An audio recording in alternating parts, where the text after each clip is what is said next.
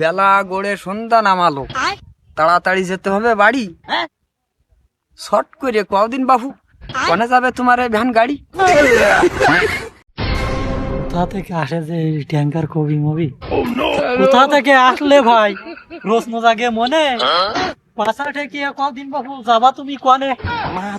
চৈত মাসের এই গরমের দিনে বলছে বেশ গরম, ভালো হইতো যদি তোমার এই ভ্যানের সিটটা হয়তো একটু নরম। অত কথা বুঝি নে বাপু, আমি গরিব মানুষ, আটো ছোট, ভ্যান যদি পছন্দ না হয় তাইলে সোজা রাস্তা মেপে হাঁটো। আচ্ছা যাক ভাই, বকতে হবে না অত, মূল কথা বলো দিনি, ভাড়া নিবানে কত? ভাড়া যা নিতে হয় নিবানে ঠিক মতো, এদিক চলিয়ে যাচ্ছে বেলা। যার যদি ইচ্ছা থাকে তাইলে তাড়াতাড়ি উঠি বড় দিন শালা।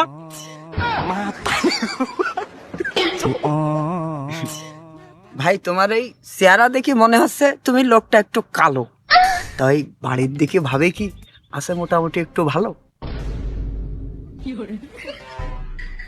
আচ্ছা ভাই, কথা বলতেছি তুই আর আমি মিলে, এর মধ্যে বাড়ির লোক আনতেছিস কেন টেনে?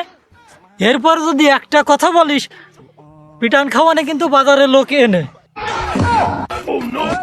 না না ভাই, আমি আমি আমি হচ্ছে অদম দিন কানা, দরকার নেই বাজারের লোক ডেকে ডুকি আনা। তাহলে এবার শালা সোজা রাস্তা মাপ, নাইলে কিন্তু আমি দিবানে ঠাপ।